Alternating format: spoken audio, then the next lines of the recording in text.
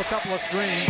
Esquivel to Garcia. Off the deflection. Los Fresnos comes back and wins. Now Santa Maria will put up a three. Bang! Santa Maria! Here's Warner. Here comes a headed jam. Counted for two.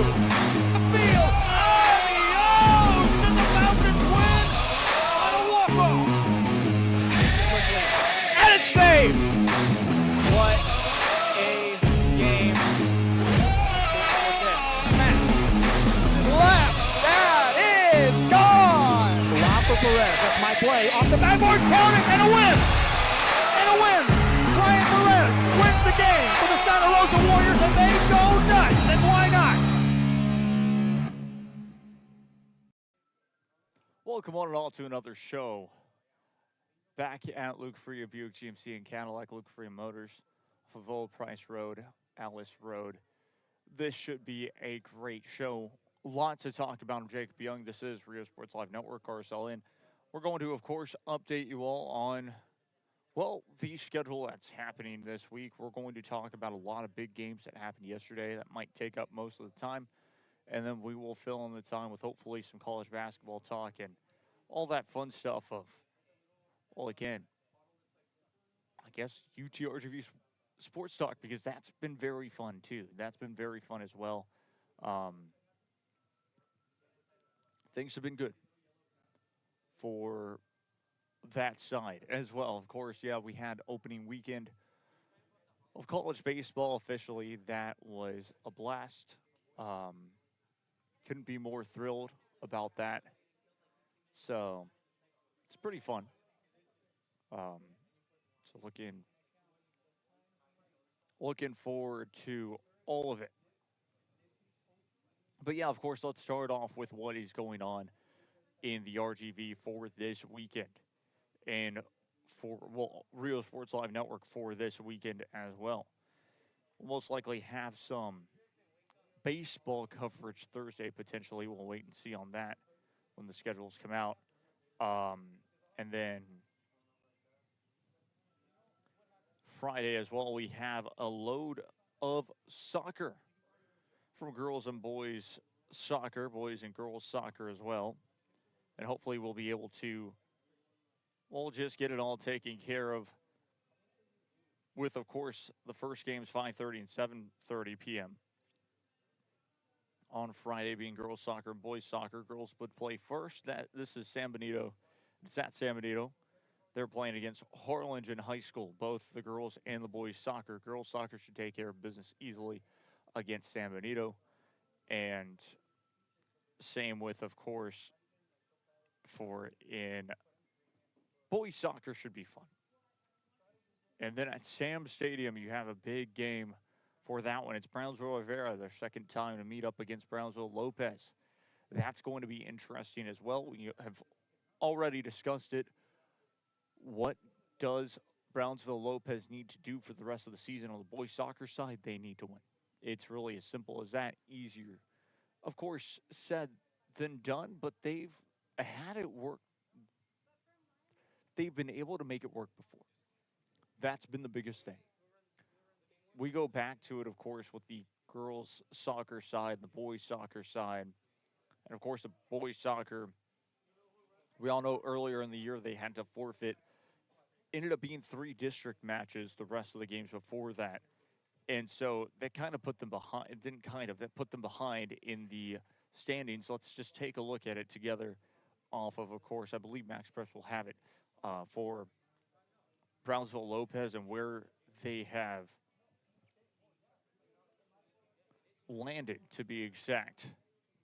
So far, 5-5 in district, 5th in district. They have lost a couple of close matches. Remember, not all matches are the same because they go by points, and the points, of course, matters with if you go into a PK penalty, into penalty kicks to be exact. Well, both teams share at least 1 point. That second point is up for grabs because, well, it's 3 points total. 3 points total for a win in regulation. 1 point for both sides if they draw in regulation.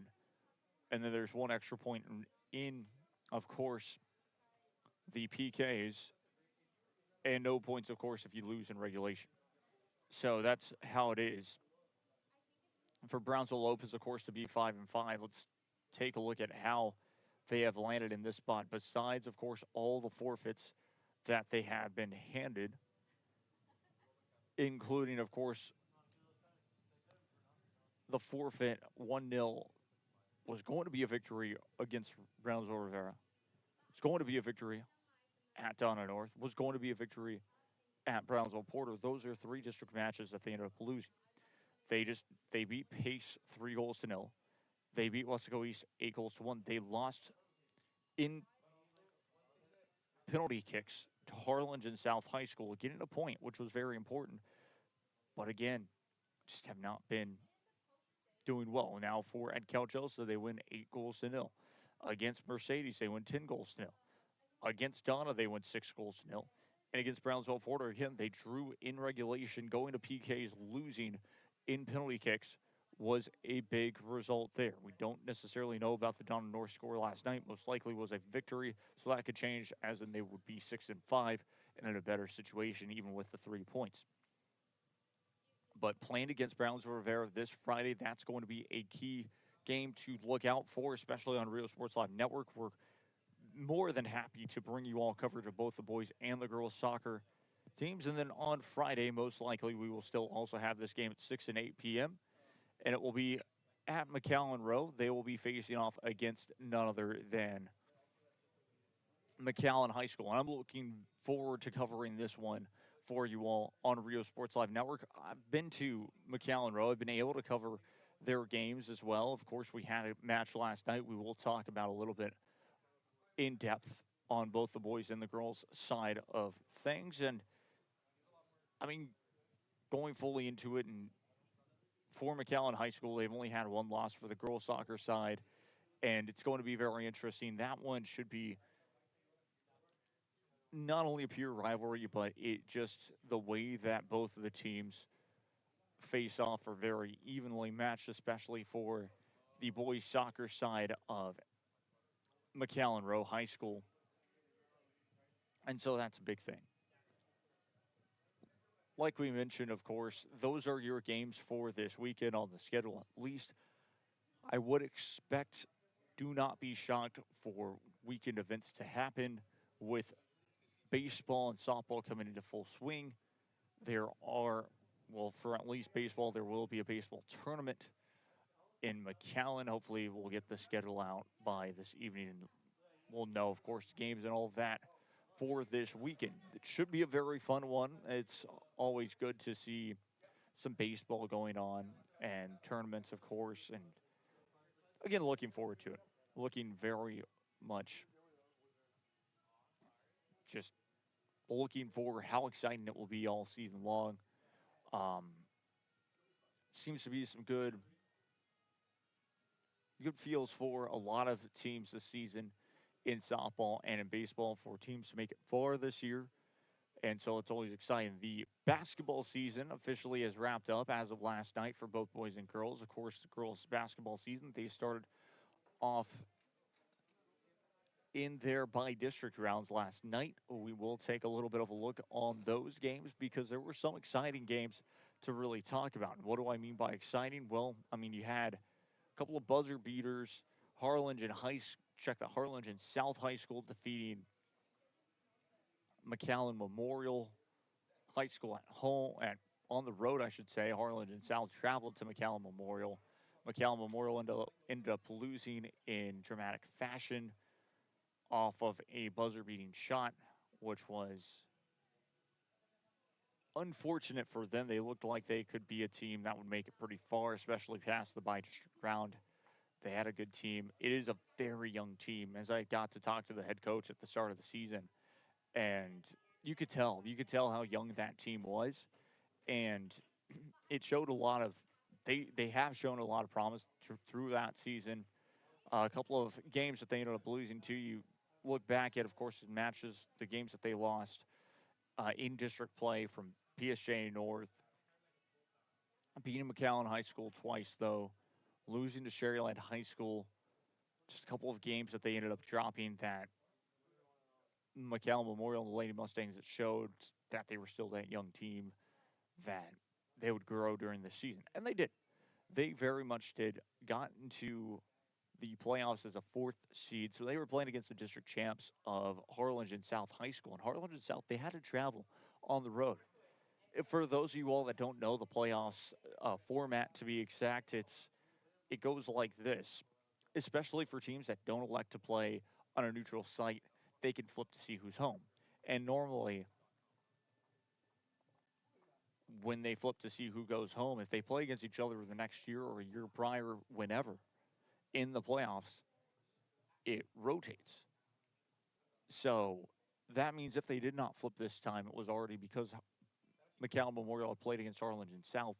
And so Harlingen South had to travel even with the district championship and play. And so that was a very big test for them right off the bat. And then all of a sudden, now in the second round, you're most likely going to expect a neutral site game, but potentially not, because the area round sometimes involves a valley school, involves a low pass, not necessarily a low pass, but a Palmview or a Wattas Lincoln, or of course now in some cases a mission school. Potentially, of course, Laredo, and potentially will be Corpus. Let me see if they have officially for Harlingen South given who they will play against. So let's see exactly.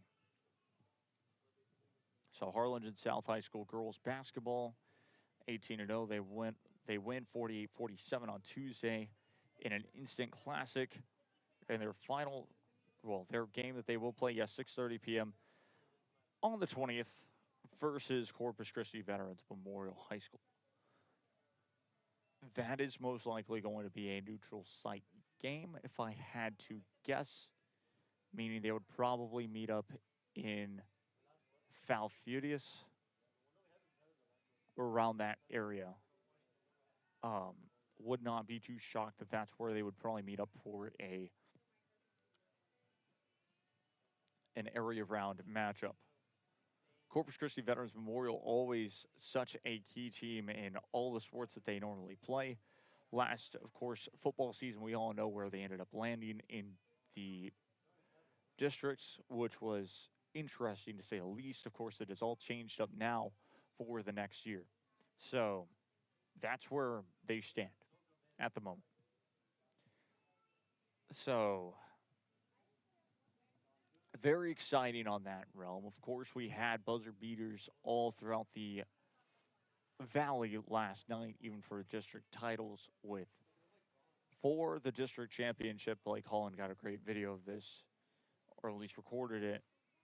Got it from someone or recorded it himself. He posted it basically on his Instagram, and it was the buzzer beater for Wesco High to take down Harlingen High School boys basketball for the district title. Or check that, was not for Harlingen High School. Let me make sure who Wesco played against really quickly. Wesco High basketball for the schedule. They played against Edinburgh North. That was for the district championship, and ended up being in 2 overtimes, 64-63. Caifino hits the buzzer-beating shot to win the game, and Wesco High School get the job done in the end over none other than Edinburgh North High School for the district championship. What does that mean for this team? Well, of course, they're guaranteed now, of course, a 1 seed, or not guaranteed, but they have officially gotten the 1 seed. They will play at Los Fresnos this upcoming 24th. That is exciting. The 24th. That is going to be a game to look out for.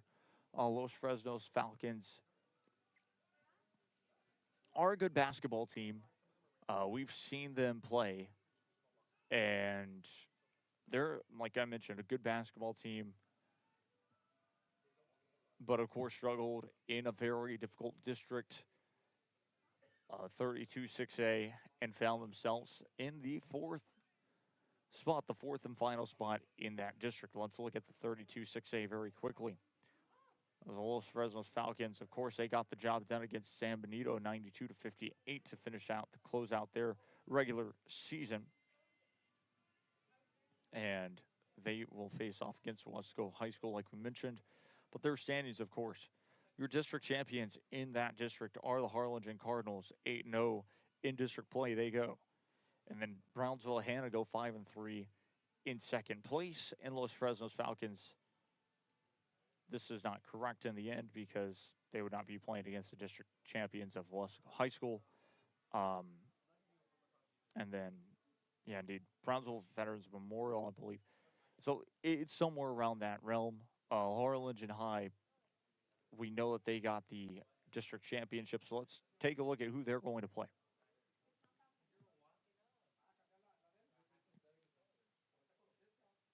So, actually, in that district, they will be playing against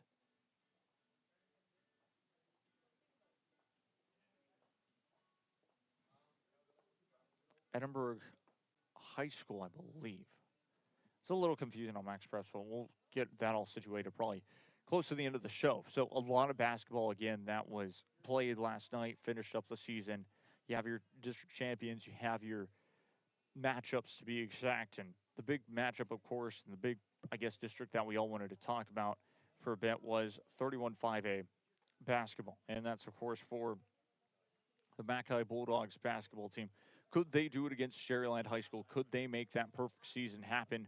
Because, I mean, we're talking about them defeating teams like Eastlake, like Bridgeland, Katy, and those are, of course, the top teams that they had beaten in general. And then, of course, just going on, defeating everyone in non-district play and defeating everyone in district play up until that final game. That was going to be key. Could they do it against Sherryland High School? They win 68-40 in convincing fashion. They won by 28 points to get that victory. They will face off on the 24th against Ed Couch Elsa. And that's going to be an exciting game in itself. Ed Couch Elsa, of course, coming in as the 4 seed on that 32-5A. Let's talk about that 31-5A for a split second and your top 4 into the playoffs. The Mackay Bulldogs, of course, 16-0 in district play. They made it work. 11-5 was PSJ North, and Brookville ended up sealing the 3 seed, and the 4th seed ends up being the Pioneer Diamondbacks over the Sherryland Rattlers. That was going to be key. The Pioneer Diamondbacks, of course, coming off of getting several victories that they needed. You talk about how close they were to missing the playoffs. This is an underrated Pioneer Diamondback team that I feel has really been kind of forgotten about in a way for the same reason of playing against Sherryland High School, defeating them in Instant Classic. The first time they played against the Mackay Bulldogs, losing 52-46. This was, of course, still in December. You go into January, you go into that second part of the season, I guess, just about. They defeat the Row Warriors 55-38. They defeat PSA Southwest 97-43. Here's where the losing streak kind of started. 57-52 loss against Edinburgh Vella. They do defeat, though, PSA Memorial. But this is where things started to get really difficult for this side. For the first time, of course, for the third time that season, they had to face off against PSA North High School. And PSA North High School defeated them 68-33. This was a very off-putting game for this side, and this is where things really started to unravel for this Pioneer Diamondback basketball team. They end up losing to McAllen Memorial High School 75-50, so a 25-point loss there.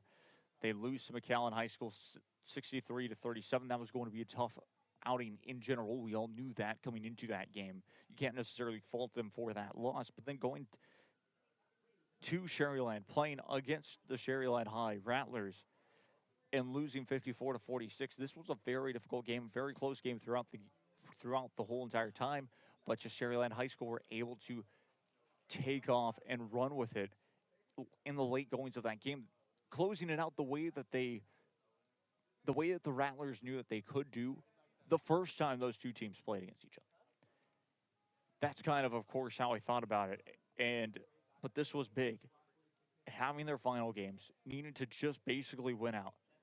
Played against Rowe, beat Rowe 47-40. That was a big game and a big win in itself. You advance to it. After that, playing at PSA Southwest, it's 90-43 victory. A loss against Vela, 72-61. But then they played against PSA Memorial to win 55-30. And Cherryland High School at that time were up in their district. Were up in that fourth spot over their rivals of Pioneer and the Diamondbacks. They were going to lose against the Mac High Bulldogs, but they needed to win out. And this was a key thing. Same with McAllen Memorial really needing to kind of play for their life. They just could not in the end. And their playoff life, I should say. And for Cherryland High School, losing to PSA North 73-47. Playing against McAllen Memorial, they won 68-50. Playing against the Mac High Bulldogs, lost 68-40. Cherryland High School eliminated McAllen Memorial from playoff contention, beating them at McAllen Memorial on the 13th. That was a given. But on the 17th, losing, it was basically okay. If Cherryland lose, Pioneer win, that is how the final is going. That is how the final spot is going to be won. And we all knew coming into it, okay, Pioneer just needs to beat PSA Memorial. They had the favored schedule right off at the end of the season. And that played into their favor. And sure enough, the Pioneer Diamondbacks are playoff bound. They will face off against the number 1 seed. The number 1 seed, of course, very quickly we'll take a look at that for 30.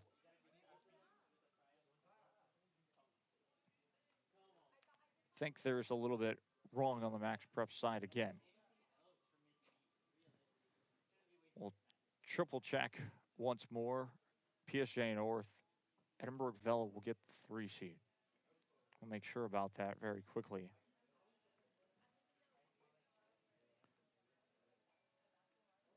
There may be something wrong, but anyways, so we'll figure all that out. Very exciting once again. Playoff basketball is upon us. We're going to take a quick break. I'm Jacob Young. This is Rio Sports Live Network. We'll be right back after this. Stay tuned. It means a lot to me.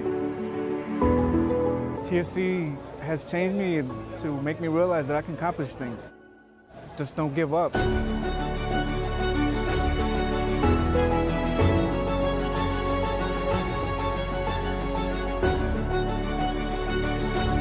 I've come a long way from where I was to what I am now, and there's no limit to where I'm going.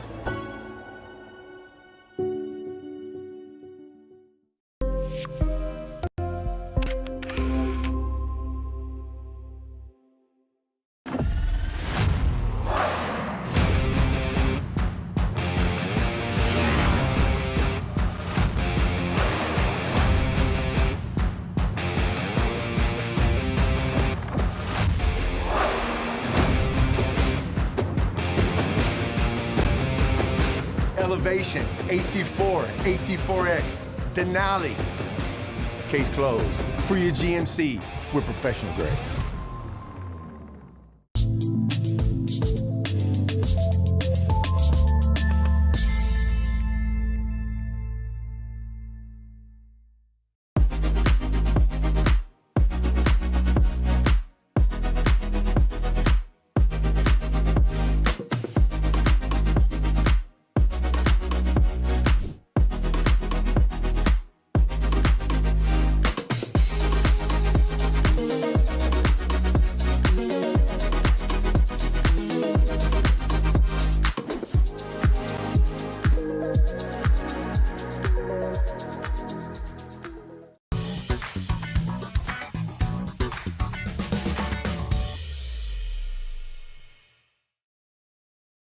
I fell on a loose towel at the grocery store, and now they're saying it's my fault. Do you think you could help? Of course I can help. You should be focused on feeling better. Oh, thank you, Law Champ.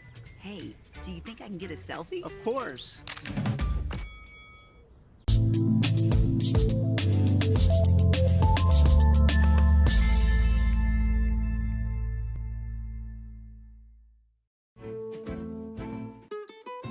This is the island where adulting takes its own vacation.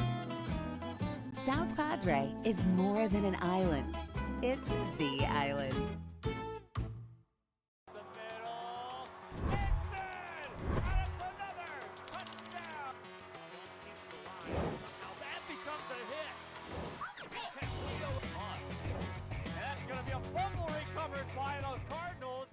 Turn your passion into a powerful career at Texas Southmost College. Our automotive technology program will train you in everything from maintenance to full vehicle systems repair. Earn a certificate or associate degree and get certified to work as a C maintenance or B-level technician.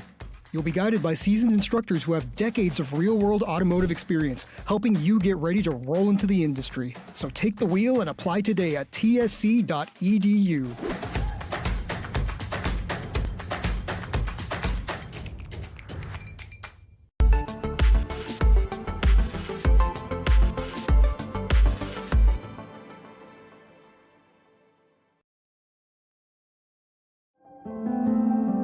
No matter where you are in life, Texas Southmost College is here to help you move forward. Whether you're starting fresh, changing careers, or gaining new skills, TSC has affordable programs designed to fit your goals. It's time to take the next step. Think big. Think bright. Think TSC.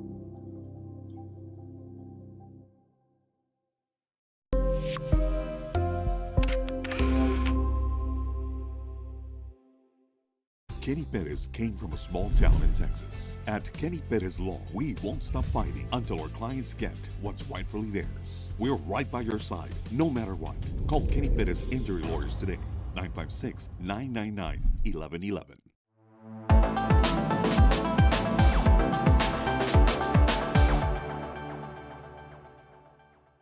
Permatemp Personnel Services has been servicing local businesses for the past 29 years. Leave the hiring to us. Let us become your personal hiring guru. We have a network of skilled employees to fit your needs.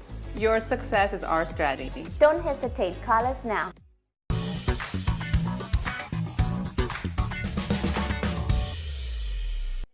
Back we go once again to hear from Luke Fruia, Buick GMC and Cadillac. If you're in the market for a new car, well, truck or car or SUV, we'll come check it out. It's off of Old Price Road, Alice Road, right off the expressway. Once again, I'm Jacob Young. This is Rio Sports Live Network. We're talking sports here today. It's been a good day so far. Very windy outside. Your temperature for this day today in Brownsville, Texas, will give you that exactly 85 degrees Fahrenheit. Feels like 86. The low is going to be 70. Guess really feels like 87. That's what I'm seeing. But anyways, throughout 3 p.m., it's going to be windy. 4 p.m., 5 p.m., 77 degrees Fahrenheit by 6 p.m. Partly cloudy. Sunset will be at 6:24. And then by 7 p.m., it'll be nice and 75 degrees Fahrenheit. I expect the wind to still be howling, basically, throughout that time. Your Thursday forecast, well, there's a chance of, 15% chance of rain really through Thursday and Friday. 89 for a high, 70 for a low. Absolutely beautiful. 58 for a low on Saturday, which is interesting. So temperatures get a little cooler throughout the next couple of days after Friday and Saturday. So that's kind of cool. That's your update for, of course, Brownsville weather. And so we'll get into it. Next up, of course, to talk about, as I'm Jacob Young, Rio Sports Live Network, is soccer. And, of course, the reason why we're talking soccer, well, of course, there were some big matchups yesterday. Big matches yesterday, to be exact. And, of course, as we continue with the top 10 teams and the RGV and all of that fun stuff, really, of course, let me tell you my top 10 teams in the RGV for girls soccer, at least, for the one that really, for the most part, I focus on a little bit more than, of course, boys soccer. Because the boys soccer, of course, it top 10, it changes very much. Considering that two teams in the Valley have been caught cheating, and that's been interesting. I wouldn't put them at the top 10 because of that, but that's just me. That's just on the boys' side. But on the girls' side, girls' soccer side of things, your top 10 teams really, for me, and what I've been more impressed with, of course, at one, I would still say it's McAllen Memorial. The reason, of course, why I would put them over, I would put Harlingen High, is because really you look at the scores that Harlingen High have been performing, it's fantastic. They're in 32 6A. Their competition is not as impressive.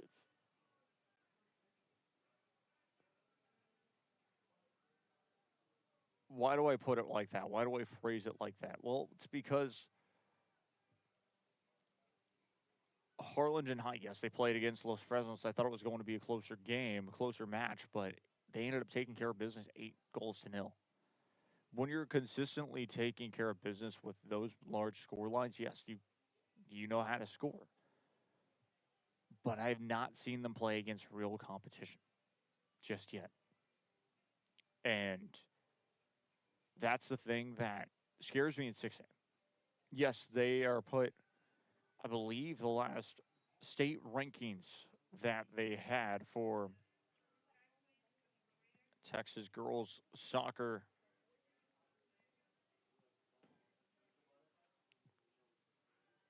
state rankings poll. This was, I don't know how, as of February 8th, so it's still behind. But they had, of course, Harlingen High at 1 in the Class 6A state rankings.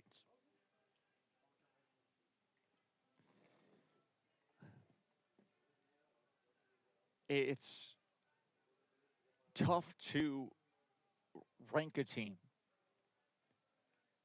out of the competition that they play against. It's like that year when Ohio State didn't do too well in the national championship or in the playoffs. That was this past year after having a phenomenal season, losing in the conference championship to inevitable national champions Indiana. Some should have questioned the legitimacy of Ohio State in the college football round.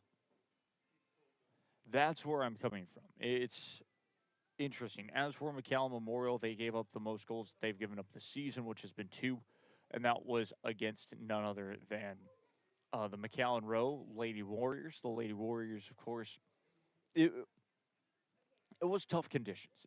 The match started at 8 p.m., and it was a great match in general. The first minute, I should say, Kennedy Kaiser finds the back of the net off of a header, puts it away. I believe that was the first goal, yeah. Puts it away, gives the Lady Mustangs a 1-goal advantage. 1-0 was your score.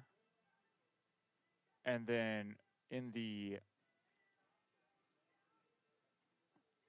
little later on in that first half, they get the second goal, McAllen Memorial do, to be up 2-0. Another goal by Kennedy Kaiser in that first half of play. That's where the goal scoring stopped in that first half. The second half of play, McAllen Memorial came out a little, still early in that second half. Kennedy Kaiser again finds the back of the net, gets the third goal. Came in there unmarked off of just put her right foot out, basically, redirects it into the back of the net. It goes. Very impressive in general. All 3 of her goals were very different and were able to will work in the end. So actually, Kennedy Kaiser in that first goal kind of got it up the middle and was able to put it away for that first goal. Was defended on that right side for, I believe, the second goal. And then that third goal was very impressive, again, off of a set piece. So it was an impressive match for McAllen Memorial and Kennedy Kaiser, of course. But this is not how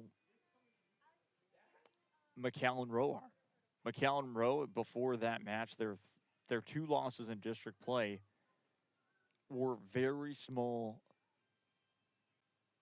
margins of losses. And McAllen Rowe, girls soccer, they will make the playoffs. There is a guarantee as long as they continue to win the matches that they're expected to, they should be fine to make the playoffs. This is a very good team in general. 3-2 final again last match. McAllen Memorial got the victory. But again, 10-0 against PSA North, 9-0 against PSA Memorial, 4-2 against Edinburgh Vella, 3-0 against Pioneer, 3-1 against Sherryland, 4-2 loss against McAllen High School, and a 3-0 loss the first time they played against McAllen Memorial, and an 8-0 win against PSA North. So we're just talking about it again. These are losses that, on paper, when people were to look at it and say who was favored, Rowe were supposed to lose. Losing by 1 goal against McAllen Memorial, the second time around. Will be facing off against Mac High, a team that they lost 4-2 on the road against, and face off at home. That's a match that I'm very excited about, that I definitely would say Mac High could be on upset alert, upset watch. And it's just because of that team is strong. And watching them play, I can tell, okay, they play with a lot of physicality and have made it work. Because, yes, a couple of times, even, being unbiased and all of that, watching the match, I said, okay, why was there a foul called here? Why was there a foul called there? Well, in retrospect, again, and watching it more, that's how McAllen Rowe worked. They got under the team's skin. They will do that, break a team down that way when they need to play physical, when they need to get back into it, a little bit more desperation, a little bit harder challenges. And if they're able to get away with it, it's going to frustrate the opposition. Or even if it's clean tackle and the opposition feels like it's not. That's how they get into their head. And then all of a sudden, we'll reap the benefit of getting the foul called in favor for them because of a retaliation challenge or anything like that.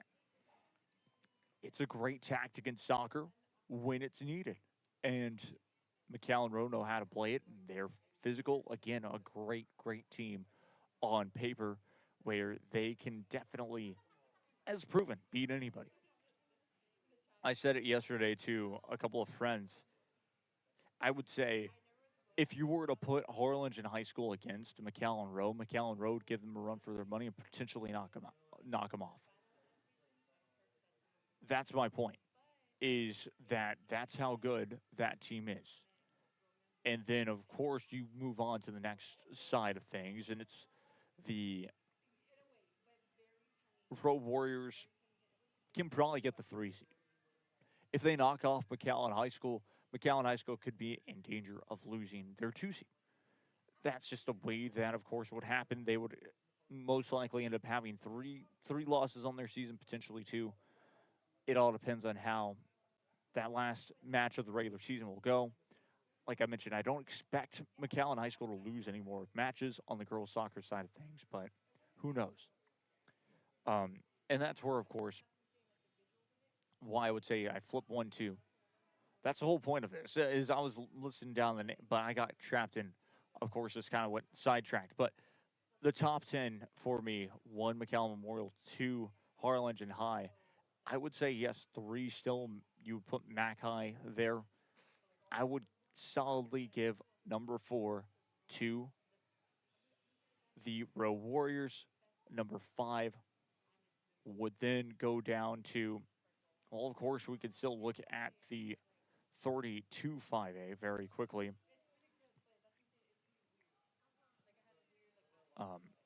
And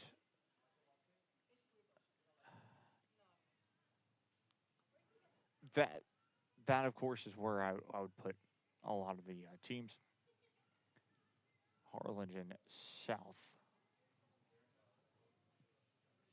The reason, of course, why. Well, I wouldn't put Harlingen South there, but I was trying to get to the, yes, again, right off the bat, 5 would be Rivera. Which, of course, people would disagree. And that's completely fair. But a reminder of what has happened every single year. Except for last year. McAllen Road just loses to Brownsville Rivera. But 31 5A is known to sweep 32 5A in girls soccer. If not sweep, 3 for 4. Every year.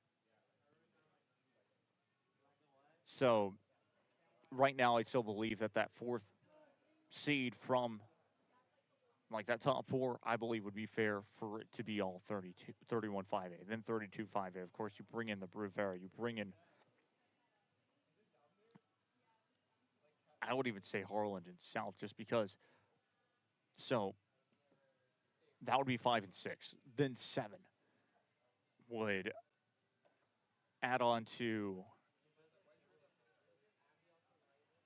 It's a tough choice here. But I would say number 7 would be,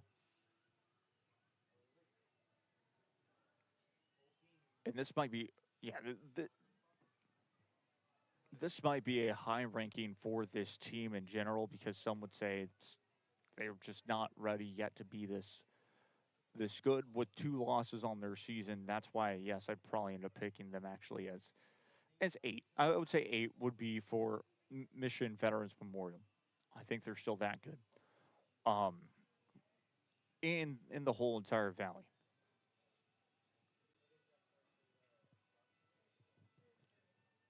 Then, of course, you go into a couple of extra teams. And normally, Juarez Lincoln would be that good, but they're not this year. Palmview, you would normally choose them to be pretty decent. The district champs from last year. And Palmview girls soccer, they've been on and off this year. So I wouldn't necessarily say that they're that good. They're 6-4 in district. They're 5th overall, so no, I wouldn't give it to them. But they did beat Juarez Lincoln 2-1. So that was a big win in themselves. Really, those 2 extra, the 7th and 10th, could fill with 7th, 9th, and 10th, I should say. You could fill with just about anybody. And it wouldn't be the wrong choice. Because it is still pretty open. But for the most part, you're going to expect the top 2, top 3 in those Valley rankings for girls soccer to make it the furthest to the regional semis and or a regional final. That would be it. I don't expect anything more. But again, there's still a long season to go. It is almost March, so we are coming close to wrapping it up. We're talking about this point, a whole month to go for the season. Remember, 2 games a week. Most likely a bye.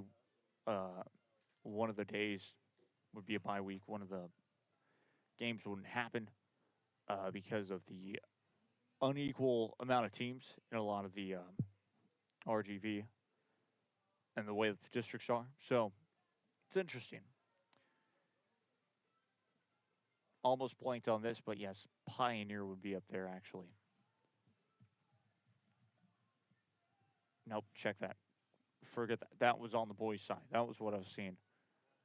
Boys' side, I can't really, just disagree on a lot of it. I would say Pioneer is fine to be number one on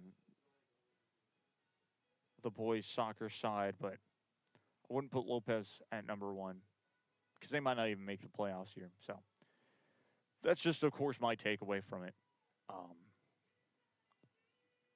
It's really all over the place, but that's kind of where, you land, and that's what I would say. We're going to take a break. When we return, we will talk UTRGV sports we will talk college sports for the rest of the broadcast. And it should be very fun because, there's some big matchups coming up. There's been a lot of buzzer beaters. Again, there's been a lot of court storms, and I want to talk about it because it's always fun. We'll be right back. Stay tuned.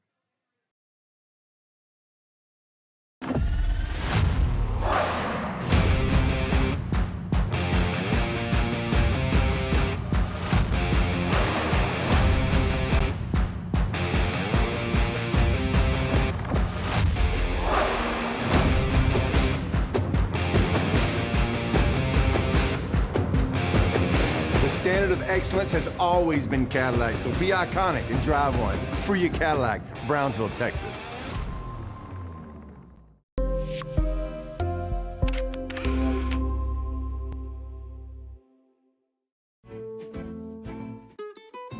This is the island where adulting takes its own vacation. South Padre is more than an island. It's the island. This is the island where even the grown-ups forget what day it is. South Padre is more than an island. It's the island.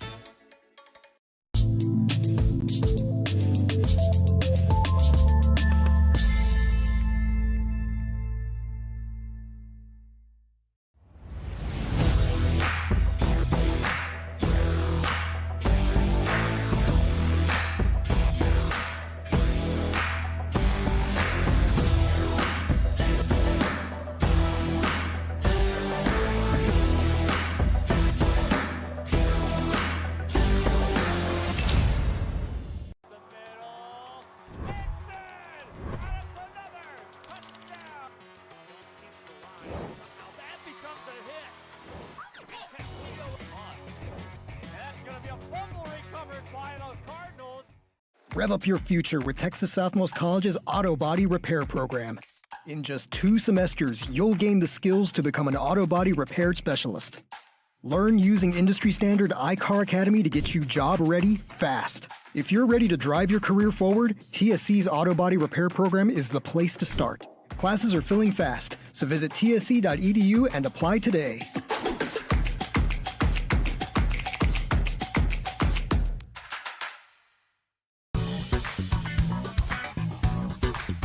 Back we go once again to hear from Luke Fruia, GMC and Cadillac. I'm Jacob Young. This is Rio Sports Live Network. Coming close to the end of the show, but of course still a lot to kind of talk about. Of course, want to shout out, the Winter Olympics are still going on. That is honestly one of my favorite Olympics, of course. As I say that, there's only 2, of course, summer and winter, but it's a great, it's always fun to watch. Because this is the biggest thing, of course, always around this time. We have a lot of events coming to an end because it's only going to be one more week. These 3 weeks, of course, always fly by. The next one would be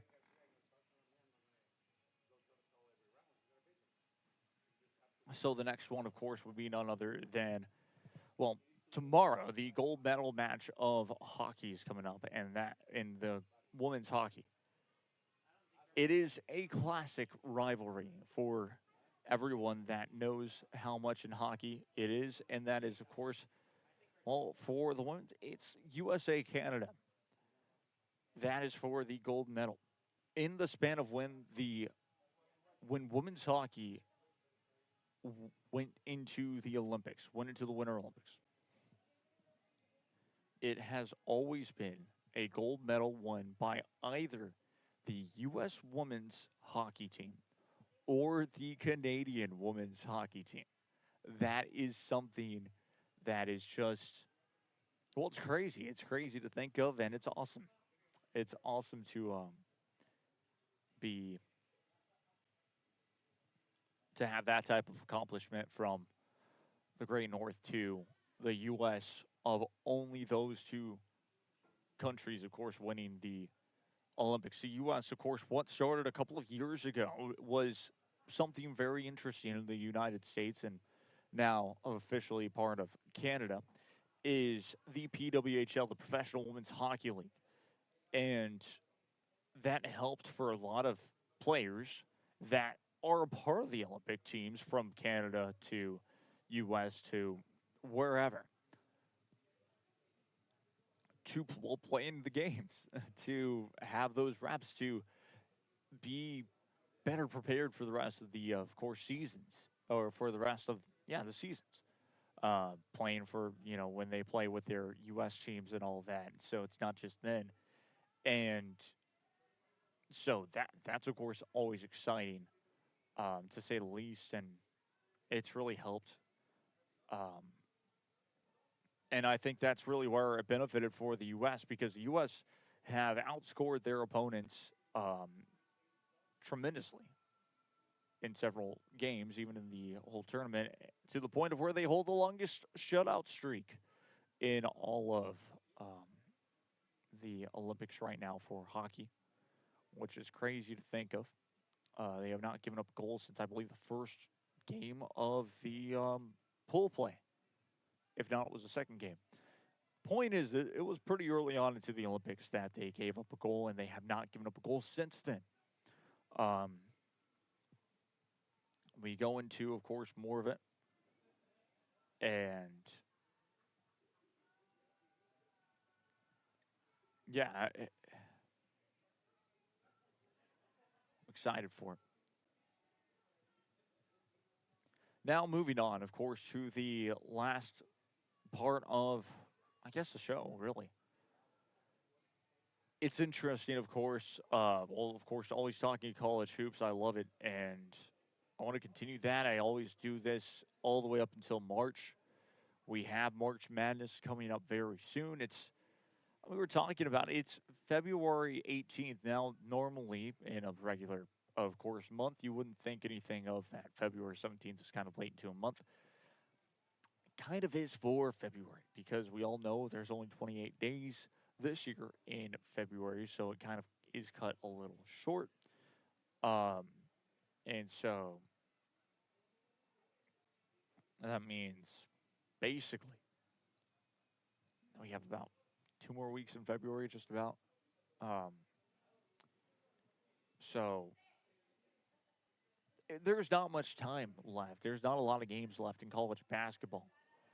And the big thing, of course, to talk about, is a lot of teams. Right now, there's still 2 teams expected to make it into the tournament now from the Southland Conference, a mid-major. You don't necessarily see that too often. Now, the biggest thing, of course, as well have been the upsets from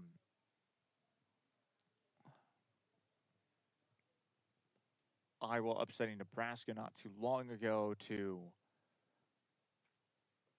of course, just a couple of teams getting upset recently. Court Storms, North Carolina defeating Duke was a big upset in men's basketball for college basketball. And let's look at, of course, not necessarily the net rankings, but the bracketology very quickly. And the NCAA bracketology, I always like to use CBS Sports, of course. And right now, this is the first 4 that they have in the tournament from, of course, Southwest and the South and the West. That means that they're not in the tournament just yet. They have to play on like Tuesday, I believe, is when they would play it, Tuesday or Wednesday before the Thursday game. So I believe it would be the Tuesday. Mary, California at the 11th seed versus TCU, and that would be in the South. And then Mizzou and Sinclair, that's two of the teams that would be in the West. And this was updated February 18th, so that was updated today. There are more games, of course, tonight that can completely wreck this whole entire thing. BCU and New Jersey Technical Educational College. Point is, New Jersey Tech, they are in the South right now versus BCU. SEMO versus Howard, 16 seeds in the West. Now, of course, right now is your 1 seeds. That's Duke.